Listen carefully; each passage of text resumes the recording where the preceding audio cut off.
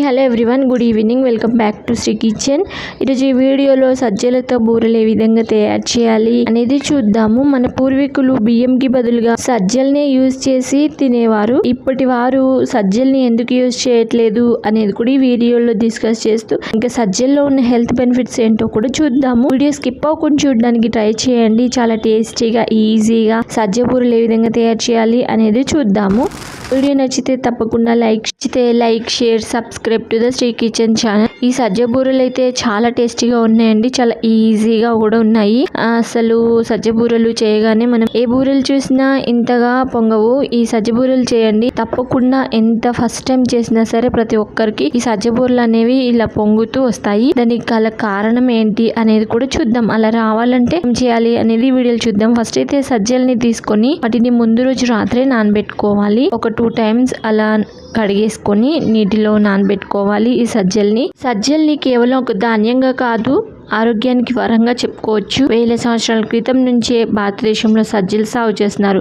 దీనికి గల కారణం తక్కువ నీటితో పెరిగే పంట ఏదైనా ఉంది అంటే సజ్జలు. రైతులకు ఎంతో ఉపయోగకరంగా ఉంటుంది.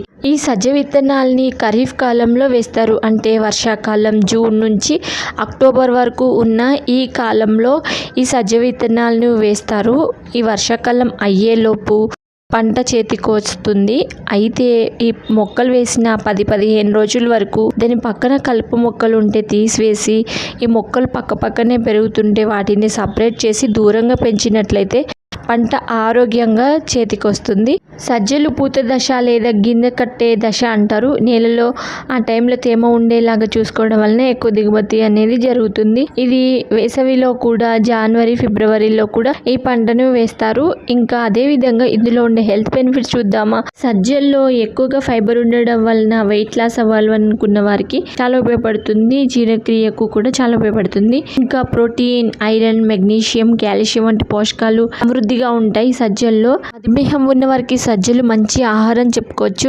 ఇవి రక్తంలో చక్కెర స్థాయిలు ఒక్కసారిగా పెరగకుండా సహాయపడతాయి. అదేవిధంగా గుండె ఆరోగ్యానికి కూడా చాలా ఉపయోగపడతాయి. ఇప్పుడు సజ్జ బూరెల తయారీ విధానం చూద్దాము. ముందు రోజు నైట్ నానబెట్టుకున్న సజ్జల్ని నెక్స్ట్ డే ఒకసారి వాష్ చేసేసుకొని ఒక కాటన్ క్లాత్ మీద ఆరబెట్టుకోవాలి. సజ్జల్ని ఇలా ఆరబెట్టుకున్న ఫ్యాన్ కింద మాత్రమే ఆరబెట్టుకోవాలి. ఇలా ఆరబెట్టుకున్న సజ్జల్ని మిక్సీ జార్లో మెత్తగా గ్రైండ్ చేసుకోవాలి. గ్రైండర్ తో జల్లించడం అవసరం లేదు, డైరెక్ట్ గా తీసుకున్నా పర్వాలేదు. ఉండే ఫైబర్ అనేది మిస్ అవుతుంది. అందుకనే మనము ఈ స్టైనర్తో చల్లించడము అలా కాకుండా తినేటప్పుడు కూడా చాలా బాగుంటుంది. అదే మిక్సీ జార్లో ఎండు కొబ్బరి ముక్కలు, షుగర్ 2 tablespoons, 4 ఇలాచి వేసుకొని మెత్తగా గ్రైండ్ చేసుకోవాలి.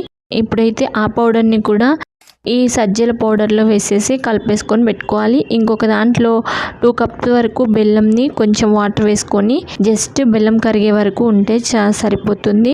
అది కరిగే వరకు జస్ట్ తిప్పేసుకొని అందులో నువ్వులు ఉంటే నువ్వులు కూడా యాడ్ చేసుకోండి. పూరల పైన ఈ నువ్వులు కనబడుతూ ఉంటే చాలా బాగుంటుంది. తినడానికి కూడా అవి క్రిస్పీగా తగులుతుంటుంది, చాలా బాగుంటుంది. ఇప్పుడు ఇది బాగా కలిసిపోయే టైంలో ఇంకా నువ్వులు ఒక 2 tablespoons వరకు అయితే వేసేసుకున్నాను.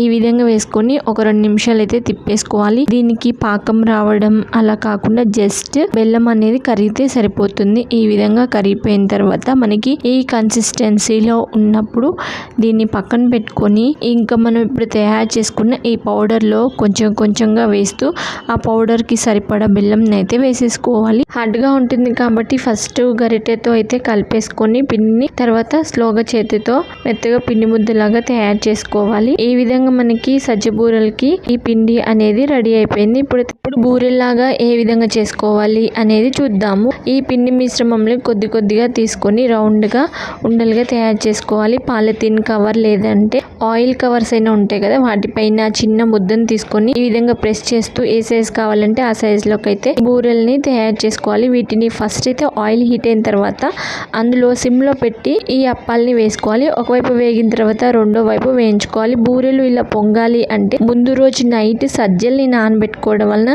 మనకి బూరెలు అనేవి పొంగుతూ వస్తాయి. ఇంకా పూర్వీకులు తిన్న సజ్జలు మనం ఎందుకు తినలేకపోతున్నాం అంటే దాన్ని ఎక్కువ టైం కేటాయించాలి, దానితో పాటు జిగురుగా ఉంటుంది అనే దానితో ఇంకా సజ్జలు తీసుకుంటే ఈజీగా డైజెస్ట్ చేయలేము అని, దానికి తగినంత విధంగా పనులు చేయలేము, అప్పుడు వారు బాగా పనిచేసేవారు కాబట్టి ఆహారం జీర్ణించుకోగలిగారు అని ముఖ్యంగా ఈ కారణాల వల్ల సజ్జల్ని దూరం పెడుతున్నారు. కానీ ఆరోగ్యంగా ఉండాలంటే మన పూర్వీకుల ఆహారాన్ని మళ్ళీ మన జీవితంలోనికి తీసుకురావాలంటే ఈ సజ్జ బూరెలు తప్పకుండా తయారు చేసి చూడండి. చాలా టేస్టీగా ఉన్నాయి.